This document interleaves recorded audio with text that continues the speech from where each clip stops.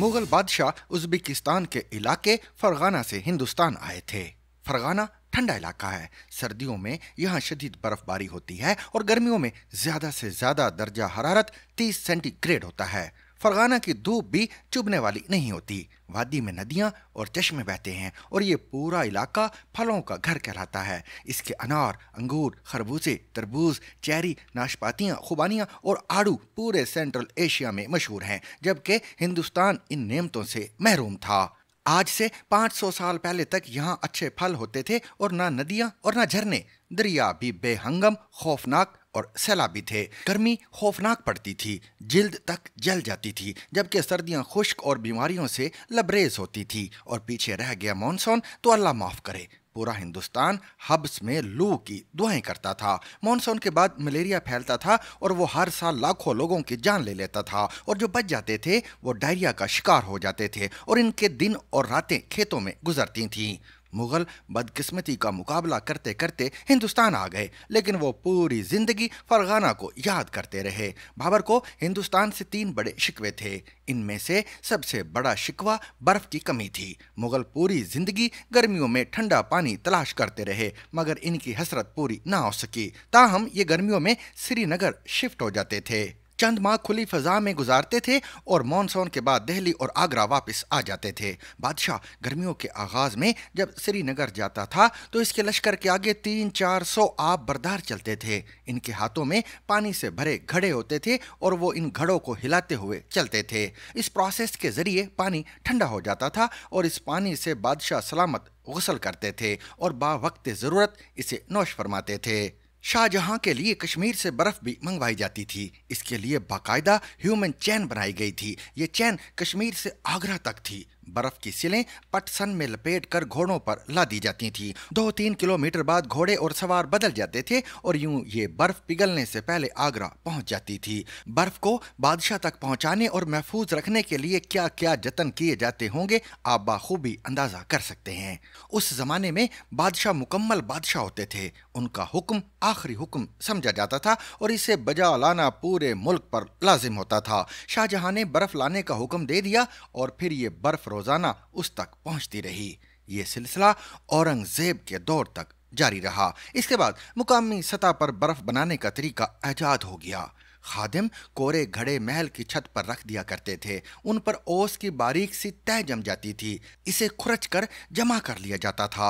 300-400 घड़ों की खुरचन से बर्फ का एक गोला बन जाता था और वो गोला बादशाह को पेश कर दिया जाता था। इस एक छोटे से गोले के लिए कितने घड़े, कितने खादिम और कितने खुरचावे होते होंगे आप तसव्वुर कर सकते हैं। मगर ये लोग बादशाह का कंसर्न नहीं होते थे। इनका काम सिर्फ हुक्म करना था और बस। अब मुगल बादशाहों की ताकत का अंदाजा कीजिए। शाहजहां की मलिका 14वीं ज़चगी के दौरान इंतकाल कर गई। बादशाह ने उसकी याद में दुनिया का सबसे महंगा, खूबसूरत और बड़ा महल बनाने का हुक्म दे दिया और आर्किटेक्ट शहराज, मिस्त्री तुर्की और गुंबद साज इटली से मंगवा लिए गए और यूं ताज महल बन गया। ये हिंदुस्तान की पहली इमारत थी जिसमें गुंबद थे।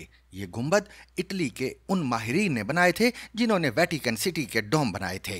ताजमहल पर इतनी रकम खर्च हो गई जिसके बाद हिंदुस्तान और मुगल संभल नहीं सके और यूं दुनिया से आहिस्ता आहिस्ता मुगल सल्तनत का सफाया हो गया। और ये तमाशा सिर्फ हिंदुस्तान तक महदूद नहीं था, बल्कि दुनिया के जिस खित्ते में भी बादशाह थी वहां यही सर्कस चलती रही। वहां भी अवाम बादशाह के गुलाम होते थे और वो सब मिलकर जहां पन्ना की ख्वाहिशात, हमाकतों और अना को गन्ने का रस पिलाते रहते थे।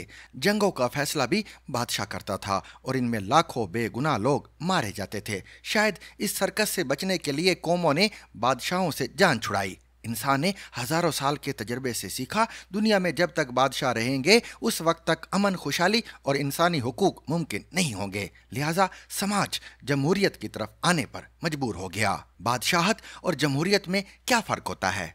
बादशाहत में सल्तनत के तमाम वसाइल शाही ख़ानदान के लिए होते हैं, जबकि जमहूरियत में अवाम सिस्टम चलाने और अपनी ज़िंदगी बेहतर बनाने के लिए अपनी मर्ज़ी के हुक्मरान ले आते हैं। हुक्मरान आते हैं और ख़ुद को अवाम के लिए वक्फ कर देते हैं। इस दौरान अगर अवाम को उनसे बेहतर कोई शख्स मिल जाए तो ये पहले लोगों को फेयरवेल देकर उसे कुर्सी पर बिठा देते हैं। बादशाह ताहयात होता है, जबकि सदर और वजीर आजम मखसूस मुद्दत के लिए आते हैं और चले जाते हैं। लेकिन सवाल ये है कि क्या पाकिस्तान में भी यही हो रहा है?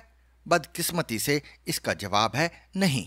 इस मुल्क में आज भी बादशाहत कायम है और इन बादशाहों ने मुगल बादशाहों की तरह आवाम को अपनी खिदमत पर लगा रखा है। आप मुल्क के मुआशी हालात देख लीजिए, हम आज भी डिफ़ॉल्ट के किनारे खड़े हैं और अगर खुदा न खास्ता हम डिफ़ॉल्ट कर गए तो हम दुनिया में पहली डिफ़ॉल्ट न्यूक्लियर पावर होंगे और इसके बाद हमें बॉम्ब देकर आटा लेना पड़ेगा। और अगर एक बार हमसे एटम बॉम्ब निकल गया तो फिर नरेंद्र मोदी हमारे साथ वो सलूक करेगा जिसका सोच कर भी सोच को पसीना आ जाता है। लेकिन बादशाहत मुलाहिजा कीजिए, इन हालात में भी हुकूमत ने हुकूमती अखराजात में 24% इजाफा कर दिया।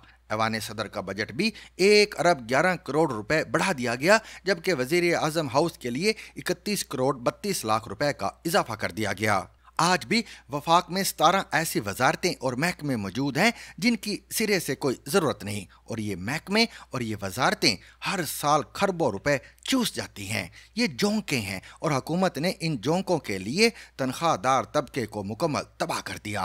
तनख्वाहदार 35% तक टैक्स देते थे, इस टैक्स को अब दोनों कानों से पकड़कर 70% तक बढ़ा दिया गया है। आप अगर बजट का डॉक्यूमेंट पढ़ें तो इसमें आपको running of the civil government के सामने 839 अरब रुपए लिखा मिलेगा। ये रकम पिछले साल 714 अरब रुपए थी। गोया इसमें भी 14% इजाफा कर दिया गया। वफाकी हुकूमत में 36 वजारतें, 4 दर्जन डिवीजन और 400 मुंसलिक इदारे हैं। हमने 2014 में 18वीं तरमीम के बाद 17 वजारतें सूबों के हवाले कर दी थी। इसके बाद असूली तौर पर वफाक से 17 वजारतें और इनसे मुंसलिक इदारे और डिवीज़न ख़त्म हो जानी चाहिए थी, लेकिन 10 साल गुजरने के बावजूद ये आज भी कायम है। हुकूमत सिर्फ इनको बंद करके सिविल गवर्नमेंट के अखराजात को 839 अरब से 439 अरब रुपए पर ला सकती है, मगर ये काम नहीं हो रहा। क्यों नहीं हो रहा? सीधी बात है, हुकूमत अगर ये करेगी तो फिर ये आजम नज़ीर तारड़, अता तारड़ और राना तनवीर को कहाँ खपाएगी? वफाकी हुकूमत के 20 इजाफी वुज़रा क्या करेंगे? चुनाचे हुकूमत अपनी अना की तस्कीन और अपने साथियों को नवाजने के लिए हर साल 400 अरब रुपए भट्टी में झोंक देती है। हुकूमत बार बार दावा करती है अवाम टैक्स नहीं देते, और हमारे पास अगर टैक्स जमा नहीं होगा तो हम अवाम की खिदमत कैसे करेंगे, वगैरह वगैरह। जबकि हकीकत ये है 2010 से लेकर 2024 तक गुज़िश्ता 14 बरसों में टैक्स कलेक्शन में 973% इजाफा हुआ। 2010 में हर पाकिस्तानी खानदान 54,000 रुपए सालाना हुकूमत को देता था। ये अब हर साल 4.5 लाख रुपए हुकूमत को अदा कर रहा है, और इसके बावजूद हुकूमत की तस्कीन नहीं हो रही। हम हर साल 1000 अरब रुपए से ज़्यादा रकम 200 बीमार कारपोरेशंस में झोंक देते हैं। आखिर इस मुल्क को PTV, PIA, PSO, steel mill, Pakistan railway और सुई सिदरन और नादरन की क्या ज़रूरत है? अगर ज़राअत के महकमे सूबों के पास हैं तो हमने national food security and research की वजारत क्यों बना रखी है, और ये अरबों रुपए सालाना क्यों ज़ाया करती है? हमें मानना पड़ेगा दुनिया में बादशाहत ख़त्म हो चुकी है। अमेरिका में अगर फरिश्ता भी सदर बन जाए तो वो भी 2 टर्म्स के बाद घर चला जाएगा और लोग उसकी शक्ल और नाम तक भूल जाएंगे। बरतानिया में मार्गरेट थैचर जैसी वजीर आजम भी गोशाए गुमनामी में फौत हो जाती है, लेकिन पाकिस्तान में आज भी बादशाहत कायम है और इन बादशाहों ने आपस में सूबे तकसीम कर रखे हैं। ये अवाम का खून नचोड़ते हैं और फिर इसे अपने ख़ानदान और अपने दोस्त अहबाब में तकसीम कर देते हैं। आप आज वफाकी काबीना की फहरिस्त निकाल कर देख लें, आपको 4-5 लोगों के अलावा कोई शख्स किसी वजारत का एक्सपर्ट नहीं मिलेगा।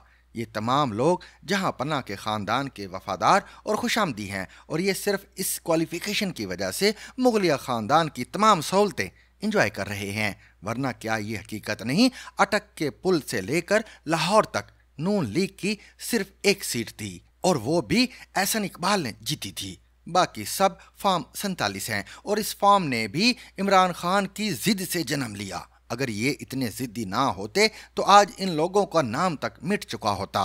बहरहाल हमें यह फैसला करना होगा, हम आवाम ने हुकूमत रखी हुई है या फिर हुकूमत ने हम आवाम को अपनी खिदमत के लिए रखा हुआ है। हम आवाम सारा दिन घड़े पिलाएंगे और बादशाह सलामत ठंडा पानी पिएंगे। अगर ऐसा है तो फिर मुबारक हो, हम कामयाब हो चुके हैं।